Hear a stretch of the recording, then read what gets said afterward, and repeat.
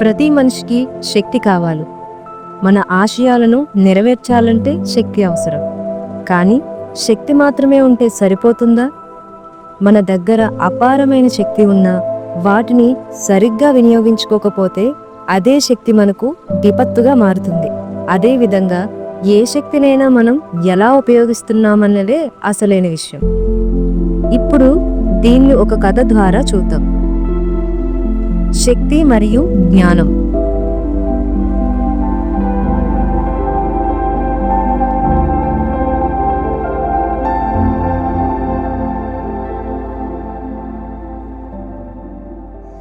రామాపురం అనే ఊరిలో ఒక తెలివైన జమీందారు ఉండేవాడు. అతను భవిష్యత్తుపై చాలా స్పష్టమైన దృష్టి కలిగిన వ్యక్తి. ఊరి ప్రజల అభివృద్ధి కోసం ఏదో ఒక మంచి చేయాలని అతను ఎప్పుడూ తప్పించేవాడు. తను మాత్రమే కాకుండా తన గ్రామంలో ప్రజలందరూ కూడా ఆనందంగా అద్భుతంగా ఉండాలి అనుకునేవాడు. అతను ప్రతిరోజు రకరకాల పనుల్లో నిమగ్నమై ఉండేవాడు. అయితే తన లక్ష్యాలను పూర్తి చేయడానికి చాలా అవరోధాలు ఎదురవుతూ ఉండేవి. పనివారి వల్ల కానీ, అనివార్య పరిస్థితుల వల్ల కానీ కొన్ని పనులు జరగకపోవడంతో అతను నిరుత్సాహానికి గురయ్యేవాడు. ఒకరోజు ఆ ఊరికి ఒక మహర్షి వచ్చినట్టు అతనికి తెలిసింది. వెంటనే ఆ మహర్షి వద్దకు వెళ్లి తన సమస్యను వివరించాడు.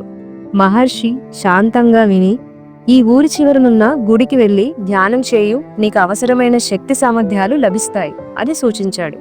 జమీందారు మహర్షి మాటలు విని గుడికి వెళ్లి ధ్యానం ప్రారంభించాడు. కొంతకాలానికి దేవుడు ప్రత్యక్షమయ్యాడు.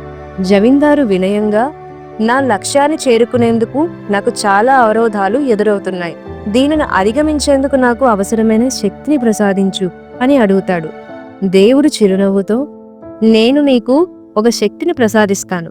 ఆ శక్తితో నీవు నీ లక్ష్యాన్ని చేరుకునేందుకు చేయవలసిన పనులు ఆ శక్తితో చేయించుకోవచ్చు. కానీ నువ్వు ఎప్పుడూ ఆ శక్తిని ఏదో ఒక పని కోసం ఉపయోగించాలి, లేకపోతే ఆ శక్తి నిన్ను నాశనం చేస్తుంది అని చెప్తాడు. జమీందారు మనసులో, నా పనులన్నీ పూర్తి చేసేసరికి ఆ శక్తి విసిగిపోయి నా నుండి వెళ్ళిపోతుందని అనుకుంటాడు. తను ఇంటికి తిరిగి వచ్చేసరికి ఒక మనిషి సిద్ధంగా ఉంటాడు. జమీందారు తన లక్ష్యాలను మరియు వాటిని చేరుకునేందుకు చేయవలసిన పనులను గూర్చి వివరించాడు. వెంటనే ఆ శక్తి వాటిని చేయడం మొదలుపెట్టాడు. రాత్రి పగలు అనే తేడా లేకుండా నిరంతరం పనిచేయడంలో నిమగ్నమయ్యాడు. దానితో అందరూ ఆ శక్తిని పని రాక్షసుడు అని పిలవడం మొదలుపెట్టారు. జమీందారు తన లక్ష్యాలను చేరుకోవడానికి అవసరమైన పనులన్నింటినీ కూడా ఆ పని రాక్షసుడు మెరుపు వేగంతో పూర్తి చేయసాగాడు. అతి తక్కువ సమయంలోనే లక్ష్యాలకు చాలా దగ్గరగా చేరుకున్నాడు. ఇది చూస్తున్న జమీందారుకి కంగారు మరియు భయం మొదలైంది. ఎందుకంటే ఏ పని చెప్పకపోతే ఆ శక్తి తనని నాశనం చేస్తాదేమో అని. దీని వలన జమీందారు కొత్తగా ఏమీ ఆలోచించలేకపోతున్నాడు. తన మెదడు పూర్తిగా భయంతో నిండిపోయింది. అతనికి మొదటగా ధ్యానం చేయమని చెప్పిన మహర్షి గుర్తొచ్చాడు. వెంటనే ఆయనను కలిశాడు. స్వామి, దేవుడు నాకు ఒక పని రాక్షసుని ప్రసాదించాడు. ఎప్పుడైతే ఆ పని రాక్షసుడికి నేను పని చెప్పనో ఆ పని రాక్షసుడు నన్ను నాశనం చేస్తాడని వరం ఇచ్చేటప్పుడు చెప్పాడు. అతని సహాయంతోనే నా లక్ష్యాలను చాలా వరకు పూర్తి చేశాడు. అతను నన్ను నాశనం చేస్తాడు అనే భయంతోనే నా ఆలోచనలు నిండిపోయాయి. దీనివల్ల నేను ఏమీ ఆలోచించలేకపోతున్నాను. దీని నుంచి ఎలా బయటపడాలో నాకు సహాయం చేయండి అని ఆవేదన వ్యక్తం చేస్తాడు.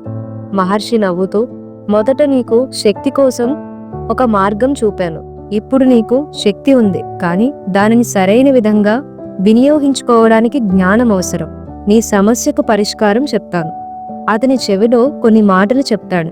జమీందారు ఆనందంతో మహర్షికి కృతజ్ఞతలు తెలుపుతూ ఇంటికి తిరిగి వెళ్ళిపోయాడు. ఇంటికి చేరుకున్న వెంటనే పని రాక్షసుడు ఎదురుగా నిలబడి, ఇప్పుడు పని చెప్తావా లేక నిన్ను తినేయమంటావా అని ప్రశ్నించాడు. జమీందారు ఒక తాడి చెట్టును చూపించి దానిపైకి ఎక్కు అని చెప్పాడు. పని రాక్షసుడు వెంటనే ఎక్కాడు. ఇప్పుడు దిగు అని చెప్పాడు. అతను మళ్ళీ దిగాడు. జమీందారు ప్రశాంతంగా, ఇప్పుడు నీ పని ఇదే, ఎప్పుడూ పైకి ఎక్కి దిగాలి అని అన్నాడు. పని రాక్షసుడు నిరంతరం పైకి ఎక్కి దిగుతూ ఉండిపోయాడు. జమీందారు ప్రశాంతంగా మరికొన్ని లక్ష్యాలను నిర్దేశించుకోవడంలో నిమగ్నమయ్యాడు.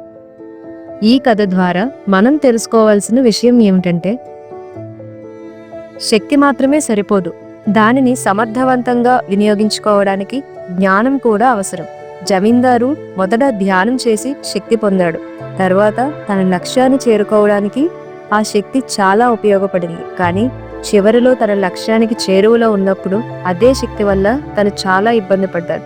కనుక ఆ శక్తిని సరిగ్గా ఉపయోగించుకునే జ్ఞానం తెలుసుకున్న తర్వాత తను ఒక మాధవుడుగా రూపాంతరం చెందారు. ఇలా ఈ శక్తి మరియు జ్ఞానాన్ని ధ్యాన ఆరోగ్య శాస్త్ర విధానంలోని సంపూర్ణ ఆరోగ్యానికి 12 టాబ్లెట్లు అనే కాన్సెప్ట్ ద్వారా ఎలా పొందాలో ఇప్పుడు చూద్దాం. శక్తి పెంపొందించుకునేందుకు మొదటి 6 టాబ్లెట్లు: ధ్యానం, పిరమిడ్ ధ్యానం, సామూహిక ధ్యానం, పౌర్ణమి ధ్యానం, శాకాహారం, మితాహారం, మౌనం. జ్ఞానాన్ని పెంపొందించుకునేందుకు చివరి 6 టాబ్లెట్లు: స్వాధ్యాయం, సజ్జన సాంగత్యం, హెల్త్ సైన్స్ క్లాసులు, రెగ్యులర్ లైఫ్ కౌన్సిలింగ్, ఆచార్య సాంగత్యం, ప్రకృతి విహారం, ఆనందో బ్రహ్మ, ఆధ్యాత్మిక శాస్త్ర సేవ.